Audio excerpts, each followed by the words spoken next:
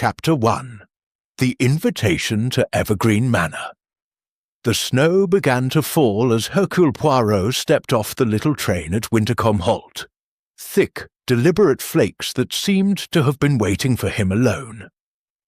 A single motor car waited on the empty road, its headlamps glowing like wary eyes in the dusk. The driver, a broad man wrapped in a scarf the colour of wet slate, touched his cap. "Monsieur Poirot! Lady Harrington's compliments, sir. The Hall is 7 miles yet, and the weather is turning spiteful." Poirot gave a small, fastidious nod, brushed an imaginary speck from the sleeve of his immense fur-lined coat, and climbed in. As the car lurched forward along the narrow, hedge-bound lane, he allowed himself one quiet sigh of resignation. Christmas in Belgium was orderly. Good coffee, warm brioches, perhaps a small mass at St. Gudule. Christmas in England, he had long ago decided, was a conspiracy between the climate and the natives to make Belgians suffer. Yet the letter, written on heavy cream paper in a trembling aristocratic hand, had intrigued him too much to refuse. "My dear Monsieur Poirot, you will think me foolish, perhaps even mad, but I am in terror. Something walks the corridors of Evergreen Hall that should not walk. My family laughs, calls it nerves, calls it the season, but I have seen the figure at the window, white as frost, and I have heard the weeping on the stairs when every soul is accounted for in bed. I beg you to spend Christmas with us. Come as a guest, not as a detective, if that eases pride, but come. I will pay any fee you name. Yours in desperation, Amelia Harrington Poirot disliked ghosts. He disliked them for the same reason he disliked conjurers. Both insulted the intelligence. Still, a lady in terror was a lady in terror, and the little grey cells, even on holiday, refused to be idle. The car climbed a final hill, and Evergreen Hall appeared suddenly, a great grey stone ship half sunk in snow. Turrets, chimneys, and gargoyles wore white caps. Every window blazed with defiant yellow light. A Christmas tree, the height of 3 men, glittered in the courtyard, its coloured lamps trembling in the wind like captive stars. The front doors opened before the car had fully stopped. A tall woman in emerald velvet hurried down the steps, skirts clutched against the cold. "Monsieur Poirot, you came, I dared not hope." Lady Amelia Harrington was perhaps 60, still beautiful in the way of winter roses, but her eyes were ringed with sleepless violet shadows. She seized both his gloved hands as though he were a life raft. "Madame, you honour me," Poirot murmured, bowing over her fingers. "Permit me to present my card, though it seems you already know the name." She gave a shaky laugh. "Everyone in England knows the name of Hercule Poirot. Come in before we both freeze." Inside, the entrance hall soared 3 stories high, its oak panelling hung with holly and scarlet ribbons. A fire the size of a small battlefield roared beneath a mantel carved with stags and serpents. The air smelled of pine, cinnamon, and something older, damp stone and secrets. A butler of formidable dignity relieved Poirot of his coat and galoshes. From the minstrel's gallery above drifted the uncertain notes of someone practising, in the bleak midwinter, on a harp.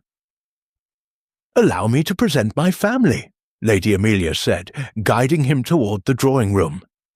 "They are not entirely pleased that I invited a detective to Christmas." Poirot's moustache twitched with amusement. "I am accustomed to being the unwelcome gift under the tree, madame." They entered a long room panelled in dark green silk. 8 people turned to stare. Poirot catalogued them instantly, the way another man might count cards. Colonel Edmund Harrington, late of the Indian Army, red-faced and walrus-moustached, brandy glass already in hand, though it was barely 6 o'clock. Mrs. Diana Forsyth, Lady Amelia's elder daughter, blonde, expensively bored, diamonds flashing at her throat like small, angry warnings. Captain Richard Forsyth, her husband, a thin, dark man whose smile never reached his eyes. Miss Clarissa Harrington, the younger daughter, 25 at most, wrapped in a scarlet dress that made her look like a single poppy in the snow. Mr. Giles Harrington, the nephew, broad-shouldered and handsome in the careless way of men who have never been refused anything. Miss Lavinia Pike, Clarissa's governess-turned-companion, a grey wisp of a woman clutching a large leather-bound Bible, as though it might fly away. The Reverend Mr. Horace Blythe, vicar of St. Cuthbert's in the Marsh, small, round and nervous, polishing his spectacles every 30 seconds. And finally, Madame Eulalie de Vries, a professional medium of international reputation, draped in layers of purple velvet, and peering at Poirot through a lorgnette as though he were an inconvenient smudge on the spirit world. Lady Amelia performed introductions with the brittle brightness of a woman holding herself together by will alone. Colonel Harrington gave a grunt that might have been welcome. Diana Forsyth examined Poirot the way she might examine a tradesman who had wandered into the wrong room. Only young Clarissa stepped forward impulsively. "I've read about you, Monsieur Poirot. The Mystery of the Blue Train, wasn't that one of yours? How thrilling to have a real detective at Christmas." "Clarissa," her mother warned. "But it is thrilling," the girl insisted, "especially when the house is haunted." A sudden silence fell, sharp as broken crystal. Lady Amelia's hand flew to her pearls. "Clarissa, we agreed not to speak of such nonsense in front of guests." "Nonsense!" Colonel Harrington barked. "Girl's been listening to servants again. Place has stood 300 years without a ghost. Starts falling to bits the moment money gets tight and women get fanciful." Madame de Gieux, Vries lowered her lorgnette and spoke in a voice like theatrical incense. "Spirits do not wait for convenient moments, Colonel. They come when injustice remains unrighted." The Reverend Blythe gave a small, apologetic cough. Now, let us not spoil Monsieur Poirot's first evening with superstitious fancies. A glass of sherry, sir." Poirot accepted the glass but did not drink. He was watching faces. The Colonel's bluster was too loud. Diana's boredom too studied. Richard Forsyth's eyes flicked continually toward the door. Only Clarissa seemed genuinely unafraid, and Lady Amelia was terrified. From somewhere high in the house came a faint sound, half sigh, half sob, carried downward on cold air. Every head turned toward the ceiling. The fire snapped. A log fell, sending up a swarm of orange sparks. Poirot sipped his sherry at last. "Tell me, Lady Amelia," he said pleasantly, "this ghost of yours, when did it first make its presence felt?" The wind rattled the tall windows like impatient fingers. Outside, the snow thickened, erasing the world beyond the glow of Evergreen Hall. Inside, the Christmas candles burned steady and bright, yet every person in the room felt the temperature drop by several degrees. Lady Amelia met Poirot's calm green eyes and found the courage to answer. "On the 1st of December," she whispered, "the very night my husband died, 25 years ago." Poirot inclined his head, the perfect guest. "Then we have much to discuss, madame. But first, dinner, I think. Even ghosts, n'est-ce pas, must wait upon the gong." The gong sounded at that exact moment, deep and mournful through the corridors, as though the house itself agreed. Chapter 2. Whispers in the Snow. Dinner at Evergreen Hall was announced with the solemnity of a funeral march. The great gong reverberated through the stone corridors. and the party filed into the dining room as though pulled by invisible wires. The room was a cathedral of mahogany and candlelight. A long table glittered beneath 3 chandeliers. Holly and ivy twined around silver candelabra, and crimson roses bled their petals onto the damask cloth. At the head sat Lady Amelia, pale but composed. To her right, Poirot had been placed in the seat of honour. To her left, Madame de Vries, who kept murmuring to the empty air as though taking spiritual instructions. The first course, clear turtle soup, had scarcely been served when the lights flickered. Once, twice, a third time longer, so that shadows leapt across the walls like startled deer. "Damned generator," Colonel Harrington growled. "Told the fellow it wouldn't hold in this weather." Yet the candles burned steady, and the chandeliers themselves were electric.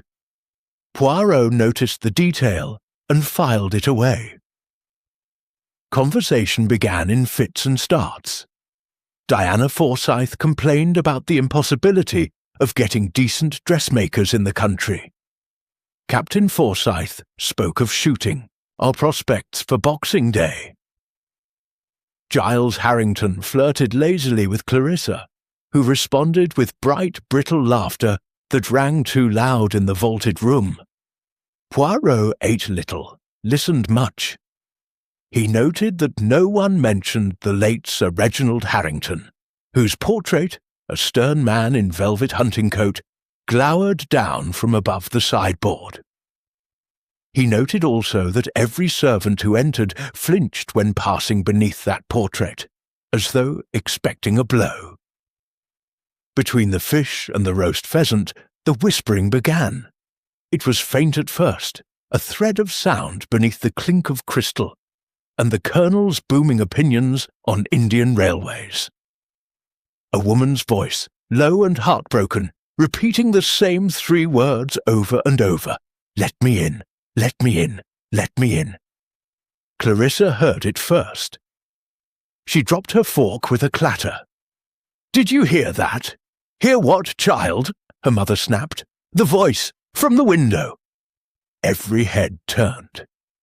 The tall, mullioned windows looked out onto the terrace, now buried under drifting snow. Nothing moved beyond the glass except the endless fall of white. "Imagination," Diana declared. "Too much rich food and ghost stories." But Lady Amelia's hand trembled so violently that her wine slopped crimson onto the cloth like fresh blood. Madame de Vries closed her eyes and swayed gently.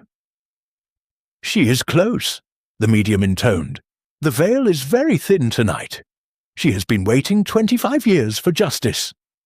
"Stuff and nonsense," the Colonel roared, but his roar lacked conviction. Poirot raised one delicate eyebrow. "Perhaps, madame, you would be so kind as to tell us who she is." Before the medium could answer, a violent thud shook the room. The great portrait of Sir Reginald crashed from its hook and struck the floor with a report like a pistol shot. The canvas split along an old seam, revealing beneath it a yellowed envelope pinned to the backing board with a tarnished hatpin. Silence fell, absolute and icy. The butler, white-faced, hurried forward to retrieve the painting. Poirot was there before him, nimble as a cat. He plucked the envelope free and turned it over. Written on the front in faded brown ink were the words, "To be opened only on the 25th anniversary of my death, Reginald Harrington, Christmas 1900. Lady Amelia stared at the envelope as though it were a loaded revolver. "Today," she whispered, "today is the 25th anniversary." The whispering outside the windows rose to a wail, then abruptly ceased. In the hush that followed, snow hissed against the panes like 1,000 angry spirits. Captain Forsyth broke the spell with a short, nervous laugh. "Coincidence. Dry rot in the picture rail, nothing more." but his wife's diamonds flashed as her hand went to her throat, and Giles Harrington's handsome face had gone the colour of tallow. Poirot slipped the envelope into his breast pocket with a small, apologetic smile. "With your permission, Lady Amelia, I will examine this later. For now, let us enjoy the excellent pheasant. Even the dead, I think, would not wish to spoil Cook's triumph." The meal continued, but appetite had fled. Conversation limped. When the ladies withdrew, the men lingered only long enough for one stiff brandy before joining them in the drawing-room. The great Christmas tree dominated one end of the room. Its hundreds of candles reflected in the polished floor until it seemed the guests walked on stars. Someone had begun to play the piano. Clarissa, Poirot thought, a halting rendition of "God Rest Ye Merry Gentlemen." The tune sounded strangely forlorn. Lady Amelia drew Poirot aside near the fireplace. "You must forgive us," she said in a low voice. "We are not usually so disordered. But ever since December began, things have been moved. Books, jewellery, my husband's old watch found on the stairs, though no one admits to touching it. Footsteps in empty corridors, and the weeping, always the weeping." "And the envelope?" Poirot asked softly. "I knew nothing of it. My husband was not a communicative man. There were rumours, of course. A governess who vanished to the Christmas he died. A duel that was never fought. But rumours are easy in old houses." Poirot patted her hand with old-world courtesy. "Rumours are the breadcrumbs, madame. One follows them to the truth." From the hallway came the sudden crash of breaking glass. The company surged toward the sound. In the entrance hall, the tall stained-glass window depicting the Nativity had shattered inward. Snow whirled through the jagged hole, and on the checkered marble floor lay a single white rose, its petals edged with frost as though plucked from a grave. Clarissa knelt to pick it up. "It's frozen solid," she said wonderingly, "and smell, no scent at all." Madame de Vries swept forward dramatically. "A token from the other side! The spirit bride returns for her vengeance!" "Or someone with strong lungs and a good throwing arm," murmured Poirot, examining the trajectory. The rose had come from the direction of the minstrel's gallery, now empty and dark. He looked up. For just an instant, he thought he saw a flicker of white at the edge of the shadows. A woman's dress, a pale hand, but when he blinked, there was nothing. Colonel Harrington was already bellowing for footmen to board up the window. Servants scurried like frightened mice. Lady Amelia stood in the centre of the chaos, arms wrapped around herself as though holding body and soul together. Poirot returned to her side. "Tell me, madame," he said quietly, "who in this house profits most if Evergreen Hall is abandoned as haunted?" Her eyes widened. "You think someone is manufacturing these appearances?" "I think," said Hercule Poirot, "that Christmas is the season of giving. Someone, perhaps, is giving terror with both hands. And Hercule Poirot, he does not like to be given gifts he has not asked for." Above them, the broken window gaped like a screaming mouth, and the wind carried down the faintest echo of a woman's voice, no longer pleading, but angry. "Let me in, or I will take one of you instead." The candles on the Christmas tree guttered all at once, as though a giant breath had passed through the room. Somewhere in the house, a door slammed shut with the finality of a coffin lid. Chapter 3. The Midnight Séance. The clock in the entrance hall had just chimed 11:30, when Madame Eulalie de Vries swept into the library like a galleon under full sail. She had changed into a robe of midnight blue velvet, embroidered with silver constellations.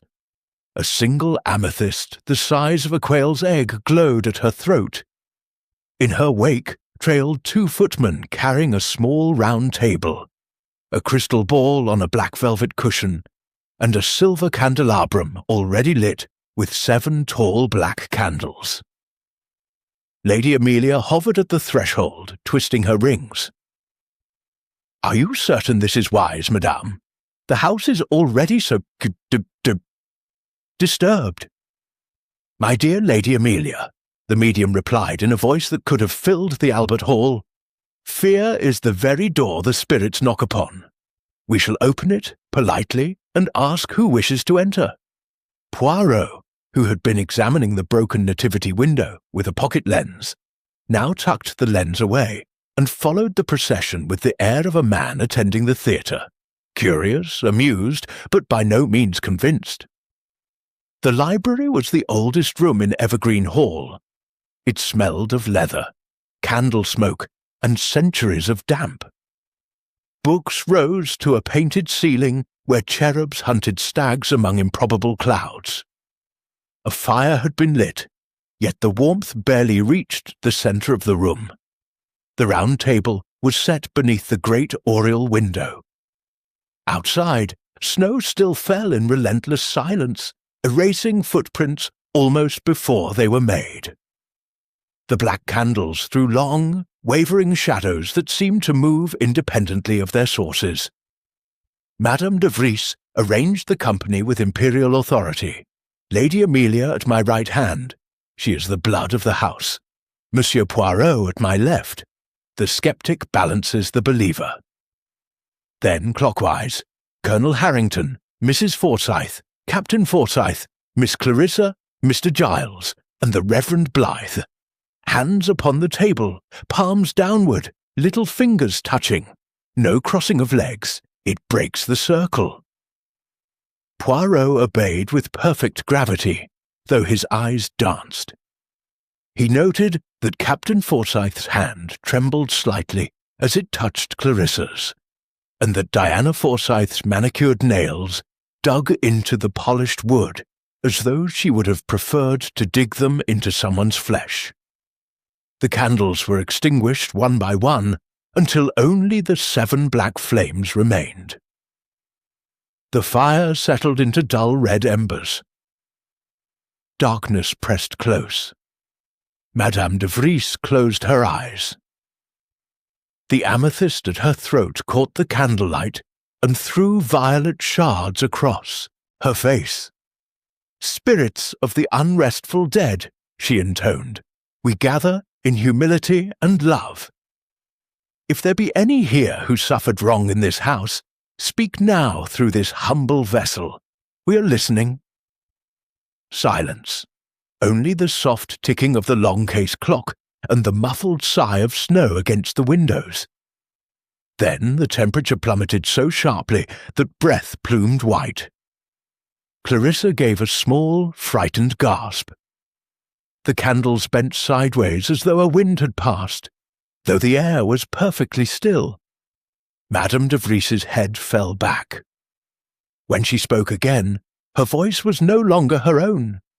It was deeper, roughened by a country accent long forgotten in drawing-rooms. "Reginald! Where is my Reginald?" Lady Amelia went rigid. "Eleanor!" she whispered. "Eleanor Grey." The name hung in the frigid air like a curse. Colonel Harrington half rose. "This is obscene." "Sit down," the voice snapped, and the colonel dropped back as though pushed by invisible hands. The medium's lips barely moved now, yet the words poured out. 25 years ago, Christmas Eve, promised me marriage, promised me everything, then cast me aside for his fine lady and his fine heir, left me with child and took the child away, buried me in unhallowed ground beyond the yew tree, said I fell down the stairs, said it was accident, murderer. Lady Amelia was weeping silently, tears freezing on her cheeks. The table began to rock, gently at first, then with violence. The crystal ball rolled of its own accord and stopped directly in front of Poirot. A woman's face appeared inside it, not Madame de Vries's theatrical features, but younger, thinner eyes enormous with grief and rage. Snow seemed to swirl inside the glass. The voice came again, now from everywhere and nowhere. One of you knows where my baby lies. One of you helped hide the shame. Until the truth is spoken, none of you will leave this house alive. The candles flared high, blew at the edges, then went out all at once. Total darkness. A scream, Clarissa's, ripped the blackness. Something heavy crashed to the floor. Glass shattered. Cold air rushed in as though every window had blown open at once. Then the electric lights blazed on. The scene was chaos. Madame de Vries lay slumped across the table, unconscious, a thin line of blood trickling from one nostril. The crystal ball had shattered. Shards glittered like ice across the carpet. The silver candelabrum had fallen, black wax pooling like blood. Most startling of all, the French window stood wide open. Snow poured in, already inches deep on the Turkey rug, and a trail of wet footprints led from the window to the exact centre of the circle, then stopped dead, as though the intruder had been lifted bodily into the air and carried away. Captain Forsyth was on his knees beside his wife, who had fainted clean away. Clarissa clung to Giles, sobbing. The Reverend Blythe was praying rapidly in Latin. Only Poirot remained, seated, calm as ever, though his green eyes glittered with intense concentration. He rose, stepped carefully around the wax and glass, and examined the footprints. Small, narrow, clearly a woman's. They were already melting at the edges. Interesting, he murmured. A ghost who wears French heels, size 5, and quite new leather, judging by the pattern. Also, she is considerate. She wiped her feet on the mat before entering. Colonel Harrington found his voice at last. "What the devil do you mean, man?" "I mean, mon colonel, that our ghost is excessively corporeal tonight. Look." Poirot pointed to a single white rose, identical to the one thrown earlier, lying among the shards of crystal. A thin gold wedding ring was threaded through its stem. Lady Amelia stared at the ring, as though it burned her. That was Eleanor's. I saw Reginald snatch it from her finger the night he dismissed her. He flung it into the snow. Poirot picked up the rose delicately. The ring was tarnished, but unmistakable. Inside the band, engraved in tiny script, E.G. from R.H. Christmas 1899. Madame de Vries stirred and groaned. When she opened her eyes, they were blank with terror. "She was here," the medium whispered. "Not through me, beside me." I felt her hands on my throat. The footprints were melting fast now, becoming meaningless puddles. Poirot closed the French window against the storm and turned to the company. "Mesdames et messieurs," he said quietly, "it grows late, and the house is cold. I suggest we retire. Tomorrow is Christmas Day, when, according to the English custom, all is peace and goodwill. Let us hope the dead will allow us at least that much pretence." But as the shaken party filed out, Poirot lingered. He knelt by the puddles, touched one with a gloved finger, and brought it to his nose. The faint, unmistakable scent of ether. He smiled without humour. "Someone," he said to the empty room, "is working very hard to convince us of a ghost. Someone who knows chemistry, and theatre, and the precise weight of old guilt." Above him, in the painted ceiling, one of the cherubs seemed to smirk. Somewhere in the walls of Evergreen Hall, a woman began to weep again. Slow, deliberate tears that sounded almost triumphant. Chapter 4. Shadows of the Past. Christmas morning arrived muffled and white. The blizzard had spent itself in the night, leaving the world knee-deep in silence. Evergreen Hall stood like a wedding cake, abandoned on a frozen lawn. Sugar icing battlements, icicles for candles, the great Christmas tree in the courtyard, glittering as though it had been dipped in glass. Hercule Poirot descended the main staircase at 9 o'clock precisely, immaculate in dove-grey spats, and a waistcoat embroidered with tiny silver snowflakes. He had slept little. The scent of ether still lingered in his memory, together with the pattern of those melting footprints, and the curious fact that no one, absolutely no one, had admitted to opening the library window before the séance. In the breakfast room, only 3 people had braved the sideboard. Clarissa, wrapped in a scarlet dressing-gown, was demolishing kedgeree as though it had personally offended her. The Reverend Blythe buttered toast with the solemn concentration of a man performing the Eucharist. Madame de Vries sat apart, swathed in shawls, sipping black coffee, and looking as though she had wrestled demons and lost. Poirot filled a plate, 1 poached egg, 1 thin slice of York ham, and took the seat opposite Clarissa. "Joyeux Noël, mademoiselle. You are remarkably cheerful for one who was screaming only 7 hours ago." Clarissa gave a defiant toss of dark curls. "If there really is a ghost, screaming won't help, will it? Besides, I refuse to let some theatrical spook ruin Christmas breakfast. Cook's kedgeree is legendary." Madame de Vries set down her cup with a clink. "It was no theatre, little girl. I have conducted 500 sittings and never once felt a presence seize control the way she did last night. She is growing stronger." "Or," said Poirot mildly, "someone is growing more confident."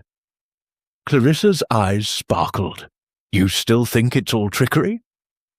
"I think, ma petite, that tricks require accomplices, and accomplices leave traces.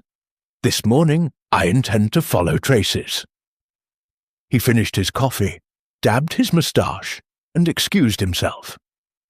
The house felt different in daylight, larger, shabbier, full of small domestic noises that last night had been swallowed by fear. Footmen carried trays of holly to the drawing-room. A housemaid hummed, while shepherds watched off-key as she polished the banister. Yet, beneath the ordinary bustle, Poirot sensed the same tension he had felt in trenches before an attack, everyone waiting for the next shell. He began in the muniment room, a narrow chamber behind the library lined with iron-bound deed boxes. The butler, Mr. Carstairs, a man whose face had forgotten how to smile some time around the relief of Mafeking, unlocked the door with visible reluctance. "Her ladyship said you were to have access, sir, though I cannot think what you expect to find among Sir Reginald's old leases." Truth, monsieur, is often hidden in the most tedious places. Poirot worked methodically. Birth certificates, marriage settlements, wills. Sir Reginald Harrington had died intestate on Christmas Eve 1900, leaving everything to his widow Amelia, then only 25, and their infant son who had perished of diphtheria 2 years later. No mention of a governess named Eleanor Gray. No mention of any illegitimate child. Yet, in a small cedar box marked Private, Do Not Open, were 2 things that made Poirot's pulse quicken. The first was a miniature portrait of a young woman with soft brown hair and sorrowful eyes. On the back, in faded ink, "Eleanor, my heart, Christmas 1899. The second was a single sheet of paper, much folded and stained with what might once have been tears. "If anything happens to me, know that I never stopped loving you. The child is a boy. I have named him Noel because he was born on Christmas Day. They will say I took my own life. Do not believe them. Find him, Reginald. Promise me you will find our son." The letter was undated, but the paper matched the envelope discovered behind the portrait last night. Poirot slipped both items into his pocket just as the door creaked open and Lady Amelia appeared, wrapped in sable against the cold of the house. "You have found something," she said. "It was not a question." "Only questions, madame. Many questions. Tell me, did you ever meet this Eleanor Gray?" Lady Amelia's face aged 10 years in 10 seconds. "Once. I was brought here as a bride in November 1900. She was dismissed the same week. Reginald said she had become troublesome. I was young, Monsieur Poirot. I wished to please my husband. I asked nothing. And the child. There were rumours among the maids. A baby born in the East Wing and taken away the same night. The village midwife was paid a great deal to forget. I told myself it was not my concern." Her voice cracked. "I have spent 25 years telling myself that." Poirot regarded her steadily. "Regret is a heavy ornament, madame. Some wear it all their lives." A sudden clamour of voices in the corridor made them both turn. Clarissa burst in, cheeks pink from cold. "Monsieur Poirot, you must come quickly. Giles has found something dreadful in the old ice house." The ice house lay half a mile from the hall, a domed brick structure sunk into the hillside and reached by a tunnel of snow. A dozen people had already gathered. Giles, Captain Forsyth, 2 gardeners, and Diana Forsyth in an ermine coat that made her look like an angry Arctic fox. Inside the tunnel, the air was sharp enough to cut. At the far end, the great oak door stood ajar. Giles held a lantern high. "There," he said grimly. In the centre of the icehouse floor, where blocks of last winter's harvest should have lain, was a perfect circle of bare flagstones swept clean of sawdust. In the middle of the circle lay a tiny coffin, no longer than Poirot's forearm, painted white and decorated with faded paper roses. Clarissa's hand flew to her mouth. "It's a child's coffin! Open it!" Diana commanded, voice brittle. Giles set the lantern down and lifted the lid. Inside, wrapped in yellowed christening lace, lay a bundle of bones so small they might have belonged to a doll. On the lace was pinned a card in the same brown ink as the hidden letter. "Noel Harrington born. 25th of December, 1899, murdered 24. December, 1900. Now I have come back for the rest of my family." For a long moment no one spoke. The lantern flame trembled in a draught that had no source. Poirot knelt, examining without touching. The bones were real. He had seen enough skeletons in his career to know. The lace was handmade Valenciennes, costly even now. The paper roses had been cut from an old Christmas card. He could just make out the date 1898. Captain Forsyth broke the silence. "We must inform the police." "By all means," Poirot said pleasantly, "though I think you will find these bones have rested here for many years. Observe the small cracks, the discoloration. A pathologist will confirm. Someone has simply rearranged the furniture, n'est-ce pas?" He stood brushing frost from his gloves. "Tell me, Mr. Harrington, Giles, when did you discover this charming tableau?" "Half an hour ago. I came for ice to chill the champagne and found the door forced." "And you raised the alarm immediately?" "Of course. Yet the snow around the entrance is undisturbed, except for your own footprints and those of the gardeners. Curious, when our ghost is so fond of dramatic entrances." Giles flushed dark red. "Are you accusing me, sir?" "I am merely observing, mon ami. Observation is the mother of certainty." Diana Forsyth gave a short, scornful laugh. "Really, Monsieur Poirot, this is becoming ridiculous. First a haunting, now buried babies. Next you will tell us the house is built on an Indian burial ground. English, madame, not Indian. And yes, the dead are restless. But I begin to think they have received considerable assistance from the living." As they emerged into blinding daylight, Poirot paused and looked back at the dark mouth of the ice-house. For an instant he thought he saw movement deep inside, a flash of white, the swirl of a woman's dress. But when he blinked, there was only darkness. Clarissa slipped her arm through his. "You're not frightened at all, are you?" "Fear, mademoiselle, is the tribute mediocrity pays to genius. Hercule Poirot pays tribute to no one." But as they trudged back through the snow, he felt the weight of the miniature portrait in his pocket, and the colder weight of a question he could not yet answer. Who had kept a child's bones hidden for 25 years? And why choose this Christmas, of all Christmases, to bring them into the light? Behind them, the ice-house door swung gently shut of its own accord, as though someone inside had finished her business for the morning. Chapter 5. The Yuletide Deception. Christmas Day, 2:00 in the afternoon. The great hall of Evergreen Manor had been transformed into a scene from a picture postcard. Yule log blazing, mistletoe hanging in thick green swags, the tree now fully lit with 100 coloured candles that turned every face jewel bright. Presents lay in bright heaps beneath the branches, yet nobody felt much like opening them.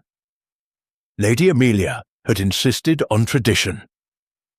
"We shall have Christmas as Christmas ought to be," she had declared with desperate gaiety, "or the dead will have won." So the gramophone played carols, footmen circulated with mulled wine, and the youngest housemaid, coaxed into the part, was crowned Queen of the Bean after discovering the silver sixpence in her slice of 12th cake. No one was fooled. Beneath the tinsel, fear moved like a shark under bright water. Poirot stood near the minstrel's gallery, half hidden by a marble pillar, watching the distribution of gifts the way a cat watches birds. He had already catalogued every parcel, the shape, the wrapping, the handwriting on the tags. Most were innocuous: gloves, books, a silver cigarette case for the Colonel. Some were not. Clarissa received a small velvet box from an anonymous admirer. Inside lay a lock of dark hair tied with faded blue ribbon, and a card that read, "A mother's hair for the daughter who never knew her." She went white and let the box fall. Diana Forsyth unwrapped a long package that proved to contain a porcelain doll dressed exactly like her. Same blonde curls, same sapphire evening gown. When she lifted it, the doll's painted smile split open, and a trickle of what looked suspiciously like blood ran from the corner of its mouth. Diana shrieked and flung it into the fire, where it popped and sizzled like a tiny witch. Captain Forsyth's gift was subtler, a leather-bound ledger. When he opened it, every page bore the same line in red ink: "You profited from my death. Repay or join me." Giles Harrington received nothing at all, only an empty box lined with black crepe. He laughed it off, but the laugh cracked in the middle. Finally, Poirot himself was handed a flat parcel wrapped in brown paper and sealed with black wax. The tag, in the now familiar brown ink, read simply, "For the little Belgian who thinks he knows everything." He opened it with deliberate calm. Inside was a single sheet of heavy vellum, an old estate map of Evergreen Hall. Someone had drawn, in fresh crimson ink, a perfect circle around the ice-house, and beneath it the words "Dig deeper." Poirot folded the map with care and slipped it inside his breast pocket next to Eleanor's miniature. Lady Amelia clapped her hands with forced brightness. "Enough of this! Monsieur Poirot, you promised us a game, something to lift the spirits. Indeed, madam, I propose a variation on the traditional treasure hunt. Only this time we hunt not for sweets but for truth. Each of you will receive a clue. The first to bring me the object described wins clarity.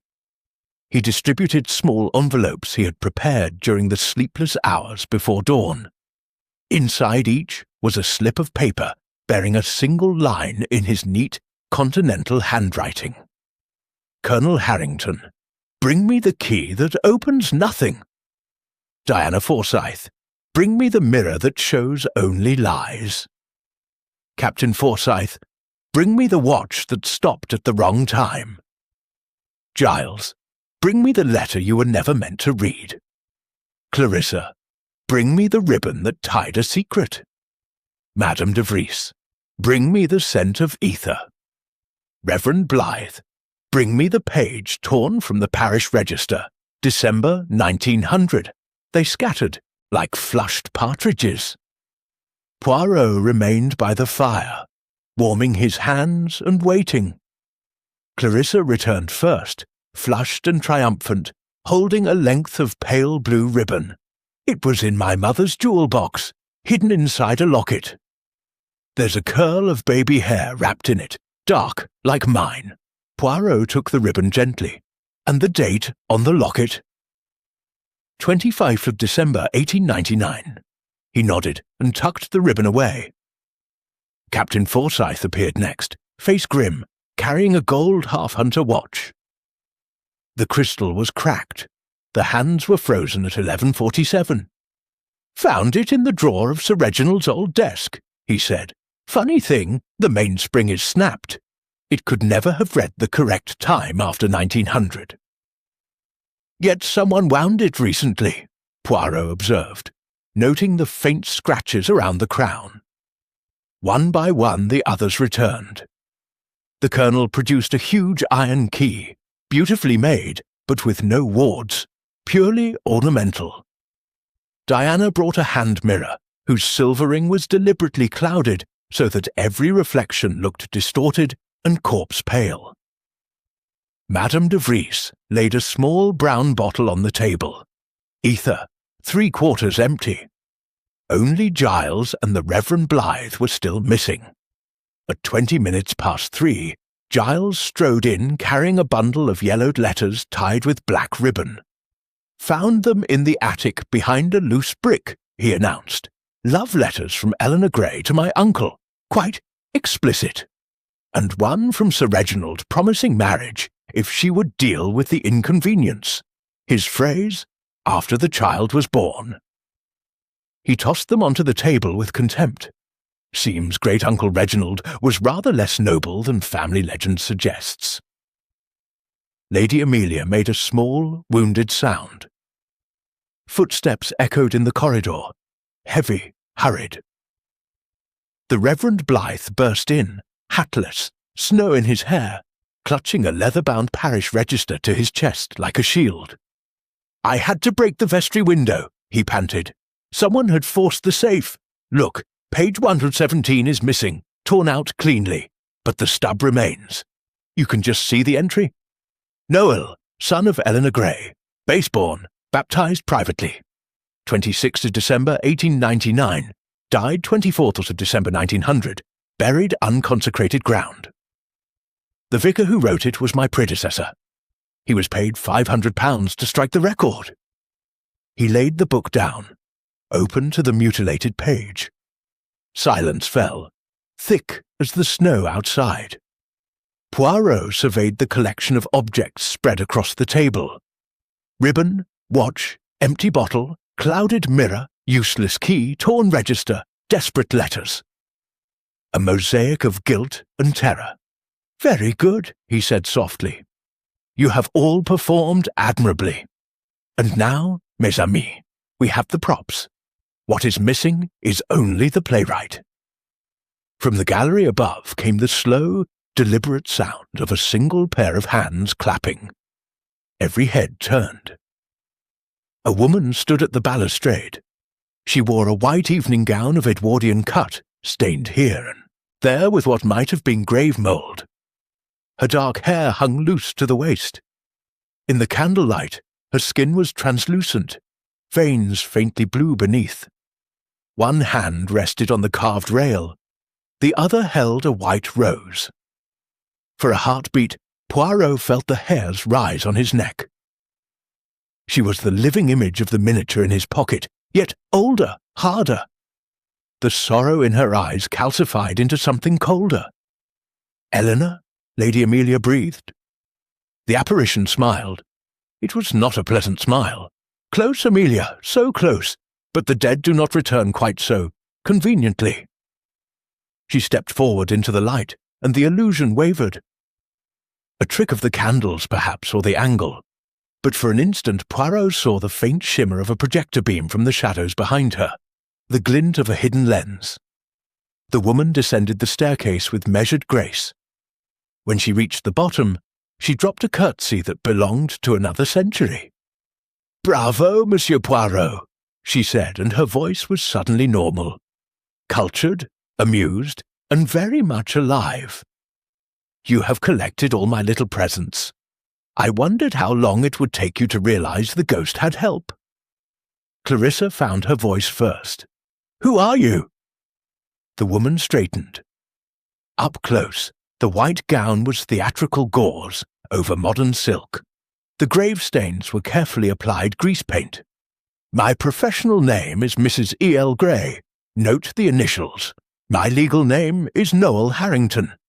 Yes, Lady Amelia, that Noel, the one you all pretended never existed." Lady Amelia swayed. Giles caught her before she fell. "I was not murdered," the woman continued calmly. "I was smuggled away to an aunt in Canada, raised on stories of my wicked father and the fine family who cast me out. When the aunt died, she left me papers, birth certificate, letters, this miniature." She touched the painted face at her throat.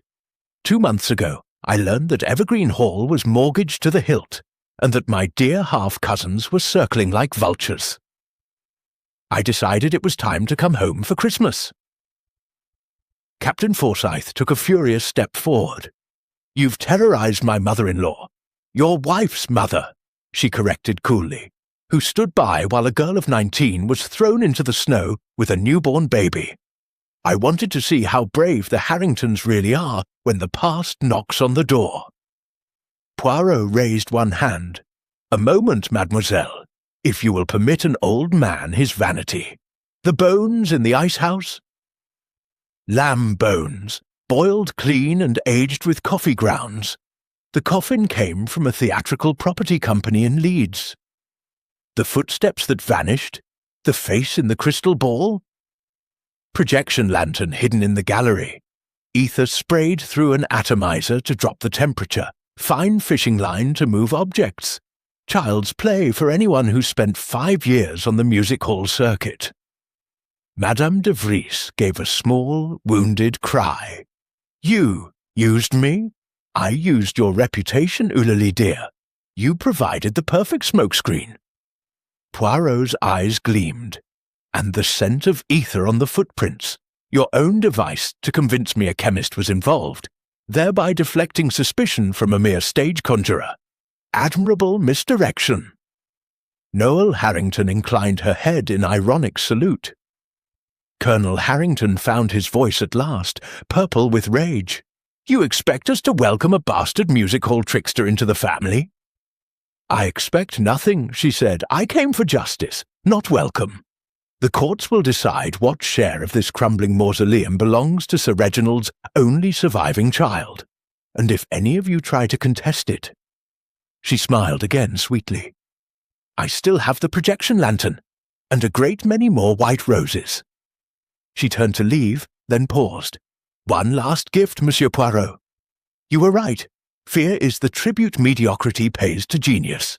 But genius should recognize its equal." She tossed something small and glittering through the air. Poirot caught it neatly. A white rose, fresh as moonlight, threaded with a gold wedding ring, engraved E.G. from R.H. Only this time the ring was warm from a living hand. Noel Harrington walked out through the front doors into the blinding snow, and did not look back. For a long moment no one moved. Then the great Christmas tree gave a soft, exhausted sigh, and every candle went out at once, plunging the hall into sudden velvet darkness. Somewhere in the distance, a church bell began to ring for evening service, clear and cold and mercilessly real. Chapter 6. Echoes from the Attic. The house did not sleep that night. Christmas Day had ended in chaos. Lady Amelia carried half fainting to her room, Diana Forsyth shrieking about lawyers and lunatics, Colonel Harrington roaring for his service revolver. Only Poirot had remained perfectly calm, turning the white rose between his fingers as though it were a puzzle box that had not yet revealed its final secret. At 2:30 in the morning, he was still dressed, sitting in the small writing room off the library, making neat columns in his Morocco leather notebook. Real bones? No. Lamb? Real ring? Yes. Original? Real Noel Harrington? Yes. But which Noel? He underlined the last line 3 times. A soft knock came at the door. Clarissa slipped inside, wrapped in a man's dressing gown several sizes too large. Gilles's, Poirot noted automatically. "I can't sleep," she whispered. "Every time I shut my eyes, I see her on the staircase. She looked so much like the miniature. Like me, almost." Poirot regarded her with gentle gravity. "You are not afraid of ghosts, mademoiselle. You are afraid of mirrors. And mirrors, alas, never lie." Clarissa bit her lip. "Do you believe her? That she is my aunt?" "I believe she is someone who has studied this family the way a card sharp studies marked decks. But come, there is one place we have not yet looked properly." He rose, took a candelabrum, and led her through the darkened house. They climbed the narrow servants' stair to the top floor, past the old nursery, until they reached a low door bound with iron. A heavy padlock hung open. Someone had been here recently. The forbidden attic, Clarissa breathed. Grandmamma locked it after grandfather died, said it was full of moths and memories. Poirot pushed the door. It opened with a moan of rusty hinges. Cold air rolled out, thick with the smell of cedar, candle smoke, and something metallic. Moonlight fell through a single dormer window, silvering a chaos of discarded lives. Rocking horses with one eye missing, a child's hoop, trunks split at the seams, a dressmaker's dummy draped in yellowed lace. In the centre of the floor stood an object that did not belong to childhood at all. A large Edison phonograph with a great brass horn, the kind music hall performers used before electric amplification. Poirot lifted the lid. Inside lay a wax cylinder, labelled in brown ink, Eleanor's voice, "Do not play before 1925. Clarissa's hand flew to her mouth. Poirot wound the handle. The cylinder turned, crackling like frost. Then a woman's voice, low, heartbreaking, unmistakably alive, filled the attic. "Reginald, if you are hearing this, I am already gone. They have taken my baby. They will say I fell. Promise me you will find him. Promise me justice." The voice broke into a sob. The cylinder ended with a soft click. Clarissa was crying silently. Poirot stopped the machine. "Recorded 25 years ago," he murmured. "Someone kept it all this time. Someone who knew exactly when to play it." He moved the beam of his candle across the floorboards. Fresh scuff marks led to a large sea trunk bound with leather straps. The lid was closed but not locked. Poirot opened it. Inside lay the complete costume of the ghost. The white Edwardian gown, now folded neatly, a wig of dark human hair, a battery-powered lantern with a sliding lens painted to project the image of a woman's face, a rubber bulb attached to a length of India rubber tubing for creating cold drafts, several more wax cylinders. And at the very bottom, a small medical bag containing syringes, ampules of ether, and a bottle labelled laudanum, 60 minims. Clarissa stared in horror. It really was all fake. "Stage machinery," Poirot agreed. "Very professional. But observe, He lifted out a folded sheet of paper pinned to the inside of the lid. A family tree, drawn in the same brown ink, with one branch circled in red. Sir Reginald Harrington, Rex Amelia, stillborn son, 1901. Clarissa, 1905. And beside Clarissa's name, a single word, substitute. Clarissa went very still. Poirot's voice was gentle. "Tell me, mademoiselle, do you remember your mother ever being pregnant?" She shook her head slowly. I was told I came early. A 7-month-old baby. There are no photographs of Mamma with child." A soft sound came from the far corner of the attic, fabric brushing against wood. Poirot swung the candle. Noel Harrington stepped from behind a stack of crates. She had changed into a plain black dress. The paint was gone from her face. She looked younger, almost fragile. "You weren't meant to find this until tomorrow," she said quietly. "I wanted one more night." "One more night for what?" Poirot asked. "To decide whether to finish it." She opened her right hand. In the palm lay a small glass phial, colourless liquid, cork stopper. 60 minims of laudanum, enough for a person who no longer wishes to play ghosts. Clarissa took an instinctive step forward. "Don't, please!" Noel's smile was infinitely weary. "Why not? I have proved my point.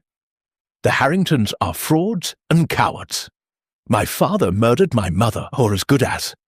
My existence was erased. What is left for Noel Harrington except revenge?" "Life," Poirot said simply, "and perhaps, one day, forgiveness." "Forgiveness?" She laughed, a cracked sound. "From them?" "From yourself," he corrected. "You have frightened innocent people. You have drugged Madame de Vries. A small injection in the neck during the blackout, I think.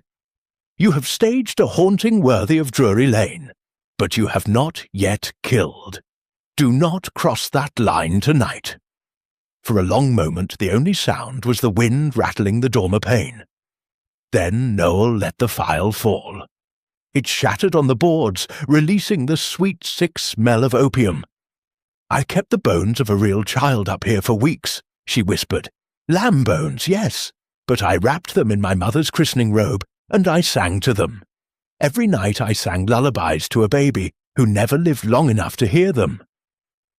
That is what this house does to people." Clarissa moved first. She crossed the attic and put her arms around the woman who might or might not be her aunt. Noel stiffened, then sagged, weeping without sound into the girl's shoulder. Poirot watched them for a moment, then quietly closed the trunk. "Come," he said at last, "we will take tea in the library. Very hot, very sweet. Shock is best treated with sugar, I have always found. And tomorrow we will speak of lawyers, of birth certificates, of truth told in daylight. But tonight we will remember that it is still Christmas, and even the prodigal is allowed to come home."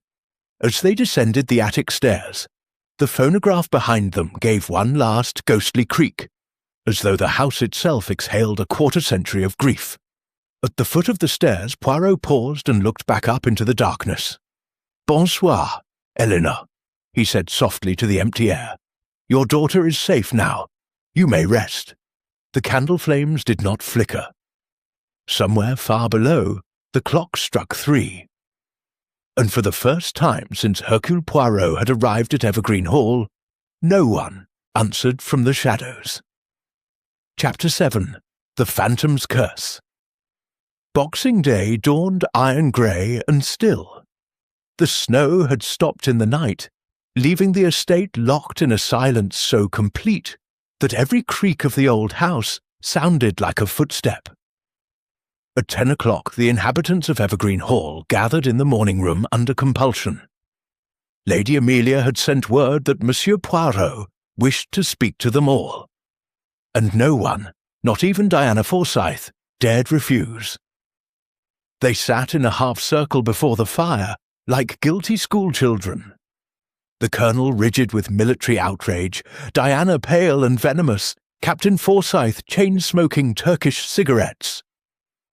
Giles nursing a brandy though the hour was indecent, Clarissa pale but curiously steady, and Noel Harrington, no longer in white, no longer acting, seated a little apart in a plain black frock, hands folded in her lap like a mourner. Poirot entered last, impeccably turned out in charcoal grey, the white rose from yesterday pinned to his lapel as though it were the Légion d'honneur. "Mesdames et messieurs," he began pleasantly, "I have asked you here to put an end to curses. Curses, you understand, are only effective when people believe in them. Today we shall remove that belief." He placed a small stack of documents on the table. First, the facts as they now stand. Mademoiselle Noel Harrington is indeed the daughter of Sir Reginald and Eleanor Grey. The parish register was altered, the child smuggled to Canada, the mother I encouraged to despair. His eyes flicked to Lady Amelia, who sat like a woman carved from ice. All this is proven by letters, by the testimony of the midwife, now 83 and eager to unburden her conscience, and by the birthmark on Mademoiselle Noel's left shoulder blade.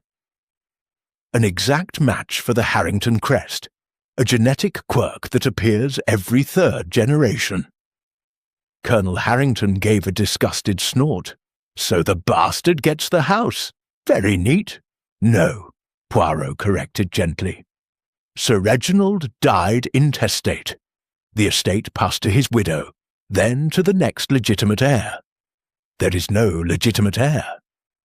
Clarissa," he turned to the girl, "forgive me, ma petite, but you are not the daughter of Lady Amelia." A collective intake of breath. Clarissa herself did not move. She had clearly been told already. Poirot continued. "In 1905, Lady Amelia suffered a miscarriage at 6 months. The child, a girl, was stillborn. Terrified of losing the estate to distant cousins, Sir Reginald purchased a newborn from a desperate unwed mother in York and presented her as his own. The wet nurse was sworn to silence. The doctor paid handsomely. The deception held for 20 years. Until yesterday." He laid a baptismal certificate beside the others. Clarissa Mary Grey, born 12th of October 1905, daughter of Eleanor Grey's younger sister. Clarissa spoke for the first time, voice low but steady. "My real mother died in childbirth. Aunt Eleanor raised me for the first 3 months, then was forced to give me up. She kept one photograph, me in her arms. Noel brought it last night." Diana Forsyth rose like a fury. "This is monstrous. You expect us to believe—" "I expect you to believe evidence," Poirot cut in, cold for once. "And I expect you, madame, to explain why your fingerprints are on the ether bottle in the attic, and why your pearl earring was found inside the hollow heel of the ghost's shoe." Diana froze. Captain Forsyth crushed his cigarette slowly. "Diana?" She laughed, a high, brittle sound. "Don't be absurd. I was nowhere near—" "You were everywhere near," Poirot said. "You arrived a week early, supposedly to help with Christmas preparations. In reality to search for proof that Clarissa was not legitimate, so that the estate would come to you and your husband. When Noel Harrington appeared unexpectedly with her own claim, you saw an opportunity. You encouraged her, haunting supplied ether, helped move the phonograph, even suggested the ice house tableau. 2 illegitimate claimants would cancel each other out, n'est-ce pas, leaving the field clear for you." He produced the pearl earring from his waistcoat pocket and laid it beside the ether bottle. Diana stared at it as though it were a scorpion. Giles Harrington stood up slowly. "There's more," he said, voice raw. "Last night, after the attic, I went to the gun room for a brandy. I found this taped beneath the drawer of Uncle Reginald's desk." He placed a single sheet of heavy cream paper on the table. Sir Reginald's crest. The handwriting was spidery, but unmistakable. If I die by violence, look first to Richard Forsyth.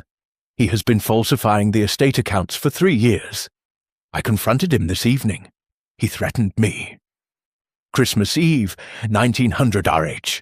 Captain Forsyth went to the colour of old parchment. Poirot regarded him almost with pity. You were Sir Reginald's secretary before you married Madame Diana. You altered ledgers, siphoned money, and when he discovered it, you pushed him down the marble stairs and called it an accident. The governess Eleanor saw you. That is why she had to disappear. Forsyth's hand went to his inside pocket. For a moment Poirot thought he would draw a pistol, but instead he pulled out a cheque-book and a fountain pen. "How much?" he asked hoarsely. "Name your price, Poirot.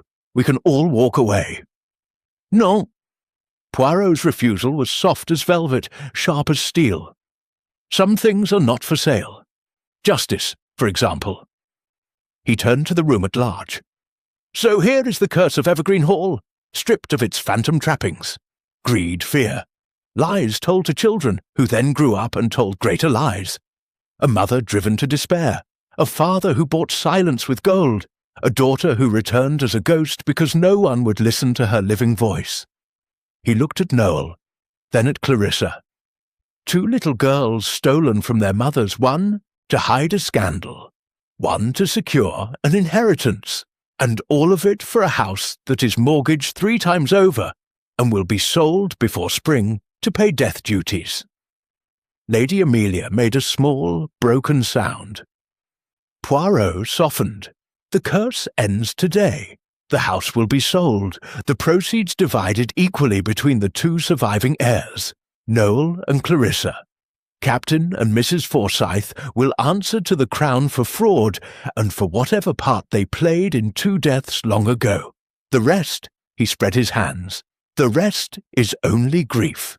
And grief, unlike curses, passes. He picked up the white rose from his lapel and laid it on the table. Eleanor Gray may now be at peace. Hercule Poirot has done what he was asked. He has made the weeping stop. Outside, the clouds parted for the first time in days. A thin, wintry sunlight touched the snow and turned it to millions of tiny diamonds. Clarissa stood, walked to Noel, and took her hand. "Come," she said simply. "Let's open the attic windows and let the air in. The house has been closed too long." Together the 2 women, half-sisters, strangers, heirs to nothing but each other, left the room without looking back. Behind them, the fire settled in the grate with a soft sigh, as though Evergreen Hall itself had finally exhaled a breath held for 25 years.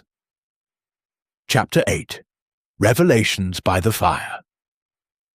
The afternoon of Boxing Day slid toward dusk with unnatural speed, as though the sky itself wished to hurry this house toward its ending. At 4 o'clock the remaining inhabitants of Evergreen Hall gathered in the great drawing-room, drawn not by invitation, but by the same instinct that pulls survivors to a single lamp after shipwreck. The Christmas tree had been stripped of its candles. Only the coloured glass ornaments remained, catching the firelight like drops of frozen blood. Poirot stood with his back to the blaze, hands clasped behind him. The perfect maître de cérémonie at the last act of a very long play. The others sat or stood in attitudes of exhaustion. Lady Amelia upright but bloodless. Colonel Harrington staring into a brandy he had not tasted. Diana and Richard Forsyth side by side, yet careful not to touch. Giles smoking furiously. Clarissa and Noel together on the window seat, hands still linked, as though afraid to let go. Outside, the first police motor car could be heard crunching up the freshly cleared drive. Poirot began without preamble. Before the authorities take charge, there are certain matters that belong to this room, and this room only. I will be brief. He placed 4 objects on the mantelpiece. Arranging them with the precision of a conjurer, laying out his final trick. First, the cracked pocket watch stopped at 11:47. Second, the brown ink letter from Sir Reginald accusing Richard Forsyth. Third, a small leather notebook filled with columns of figures. Fourth, a single white kid glove, left hand faintly stained with ether. "These," he said, "are the last ghosts." He picked up the watch. Christmas Eve 1900. Sir Reginald discovers that his secretary has embezzled nearly £8,000, enough to buy this house twice over in those days. They quarrel in the library. Forsyth pushes Sir Reginald backward down the marble stairs. The fall breaks his neck. The time on the watch, which Sir Reginald always carried, is 11:47 precisely. Forsyth stops the watch himself to create the illusion that death was instantaneous and no one could have intervened. Richard Forsyth opened his mouth, but no sound came. Poirot continued. Eleanor Gray, descending the servants' stair with her 3-day-old baby in her arms, sees everything. Forsyth threatens her. Lady Amelia, arriving moments later, believes her husband simply fell. To protect the family name, she agrees to silence the governess. Money is offered. Eleanor refuses.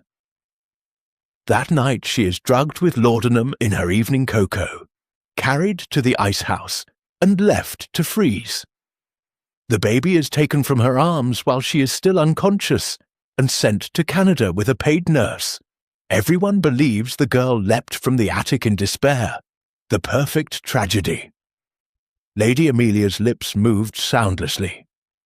A single tear tracked down the powder on her cheek. Poirot lifted the ledger. Captain Forsyth, as he now styled himself, married Diana in 1919. She knew nothing of the murder, only that her husband had family money. Together they continued bleeding the estate. By 1925 the mortgages were ruinous. When Lady Amelia began speaking of selling Evergreen Hall, they panicked. They needed Clarissa to inherit, legitimate or not, so that they could control the remaining assets through her. When rumours reached them that a Canadian woman was asking questions about the Harringtons, they decided to accelerate the terror. Make the house seem so haunted that Lady Amelia would flee and sign everything over to Clarissa immediately. He turned to Diana. "You, madame, are a practical woman. You discovered Noel's theatrical props in the attic 2 days after her arrival and realized you could improve the performance. You added ether to create cold spots. You rigged fishing line to the chandelier in the ballroom for tonight's grand finale. You even suggested the lamb bones in the little coffin, an especially macabre touch."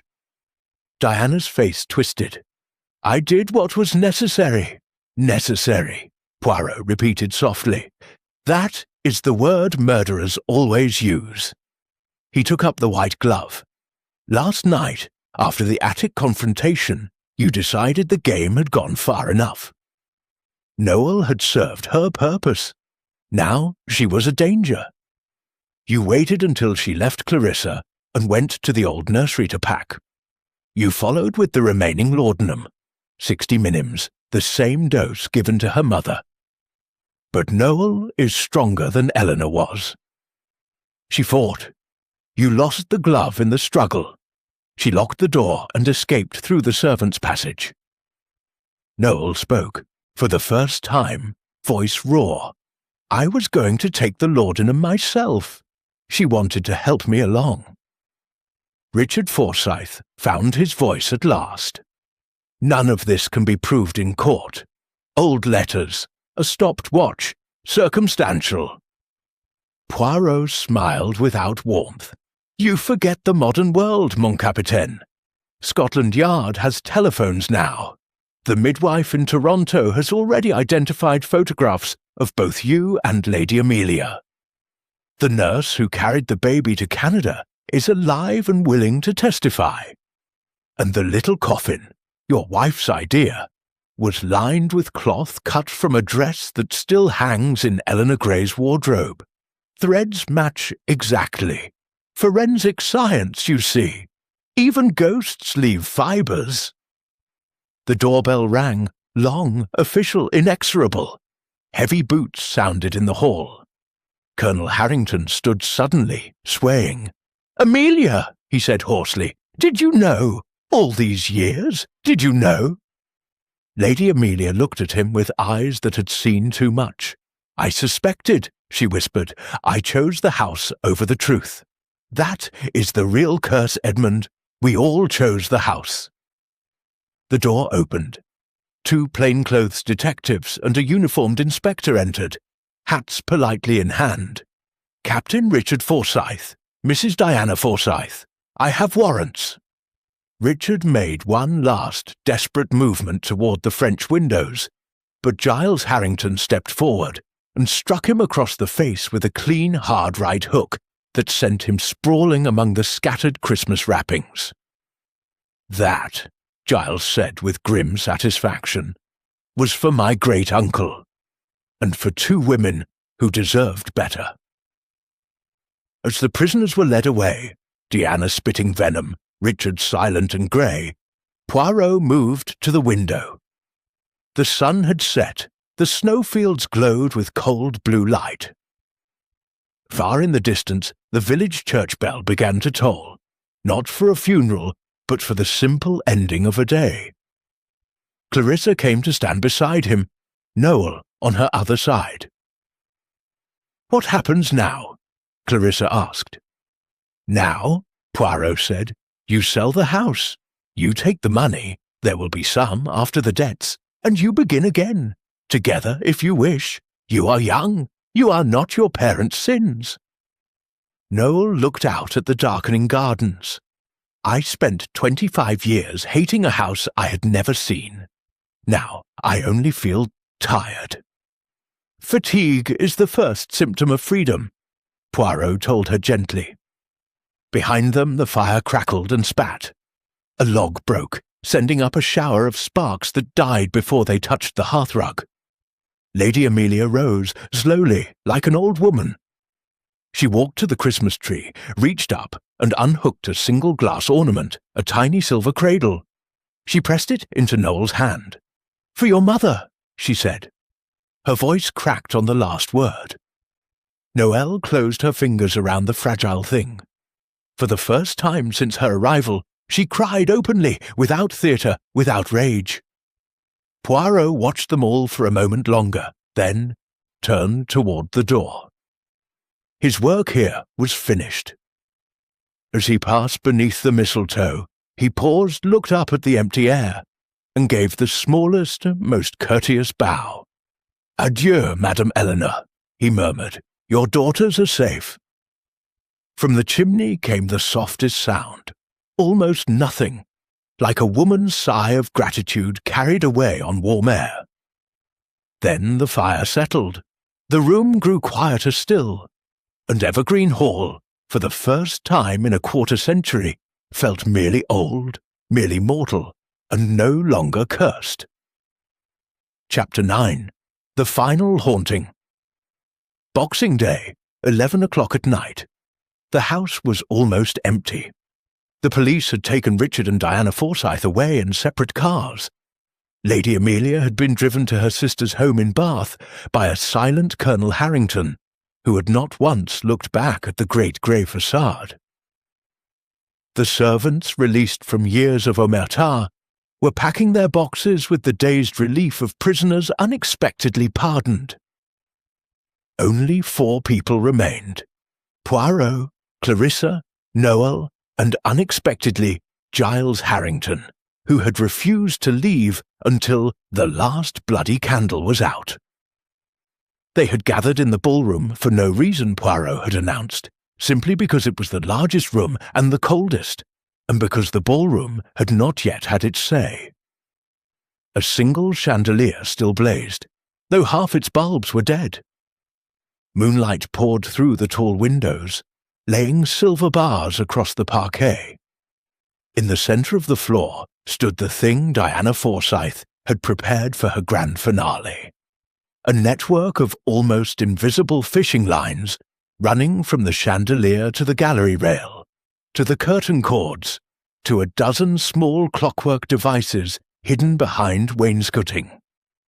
Enough, when triggered, to make the entire room seem alive with violent poltergeist fury. Poirot walked once around the mechanism, nodding approval at its ingenuity.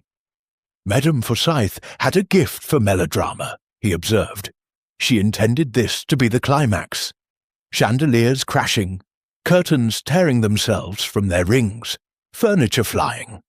All to convince the world that Evergreen Hall was cursed beyond saving, so that no buyer would touch it, and she could purchase the ruin herself for pennies.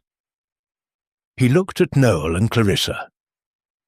"I have disconnected every wire. Nothing will happen tonight unless we wish it." Giles poured whiskey from a decanter he had rescued from the butler's pantry and handed glasses around.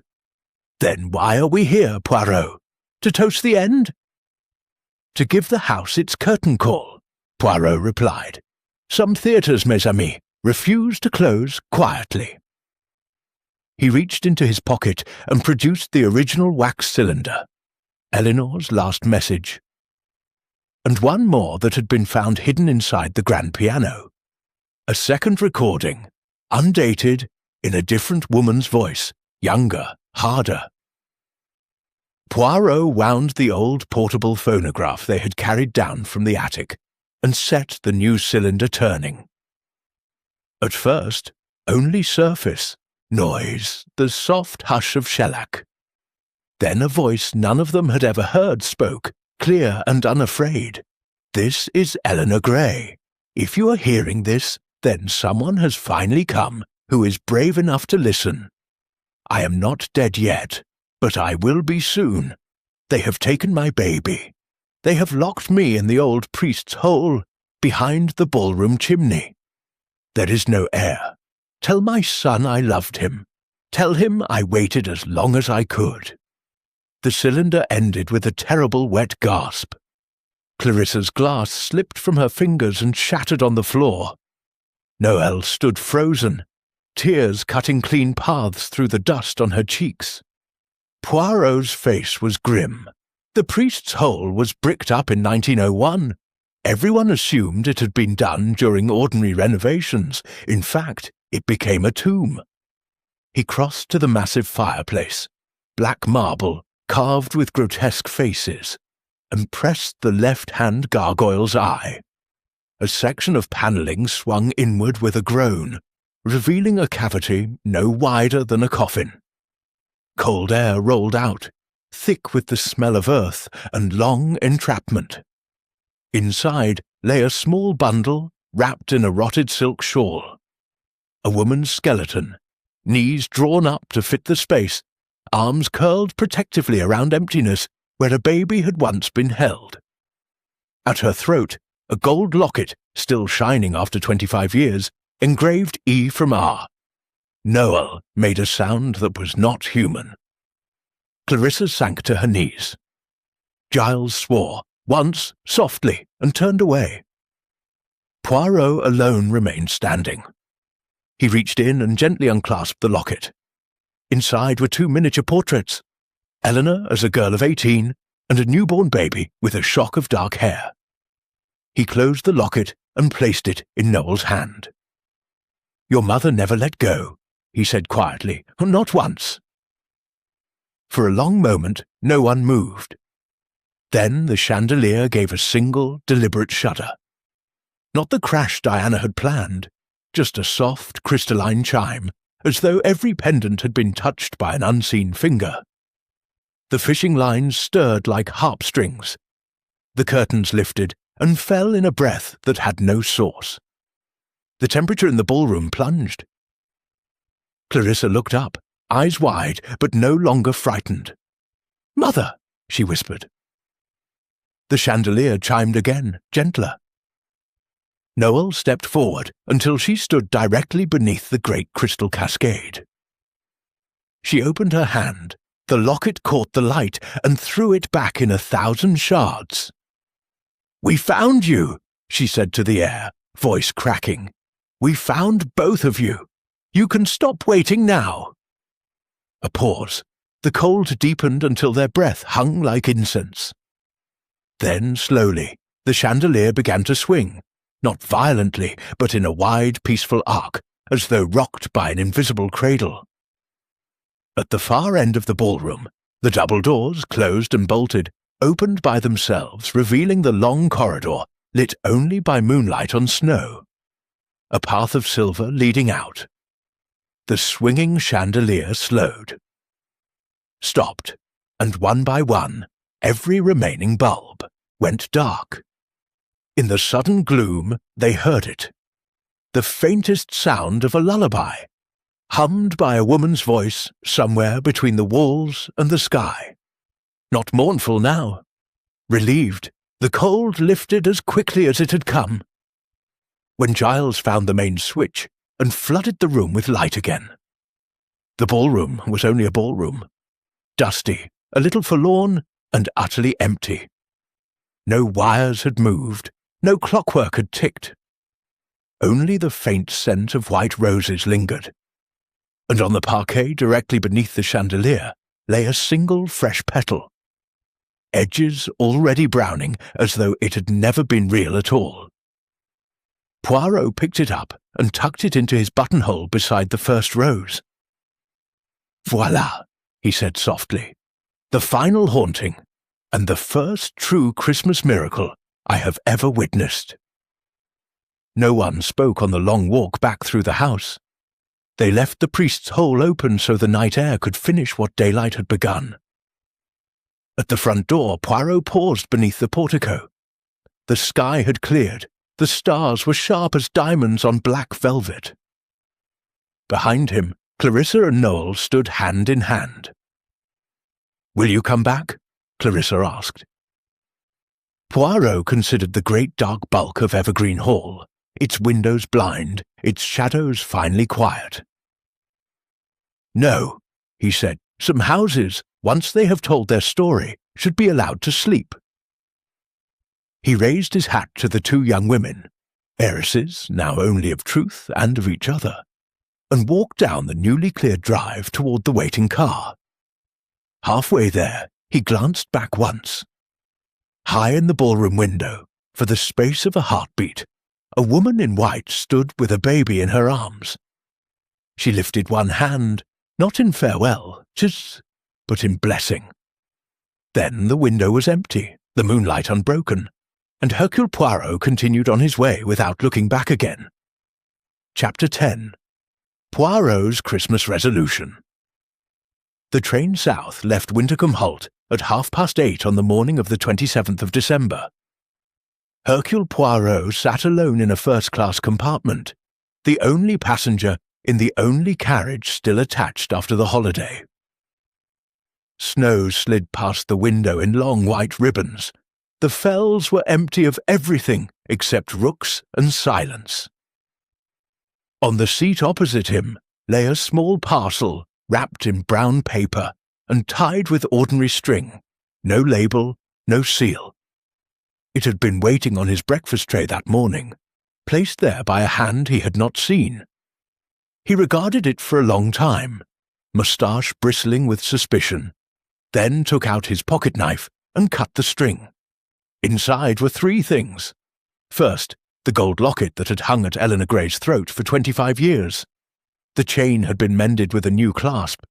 The two miniatures were now joined by a third. A recent photograph of Noel and Clarissa standing together on the front steps of Evergreen Hall, arms around each other, faces grave but unmistakably at peace. Second, a single sheet of heavy cream notepaper, the last remaining sheet of Sir Reginald Harrington's private stationery. On it, in Noel's careful modern hand, "We have decided to keep the house after all. Not as a home, neither of us could bear that, but as a school for girls who have nowhere else.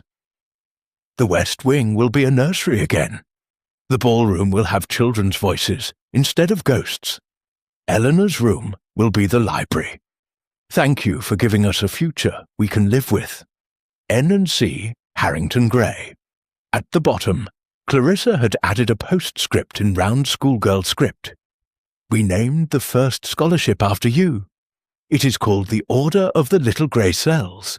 You are not allowed to refuse." Poirot permitted himself a small, satisfied smile. The third object was a white rose, pressed flat between two sheets of wax paper.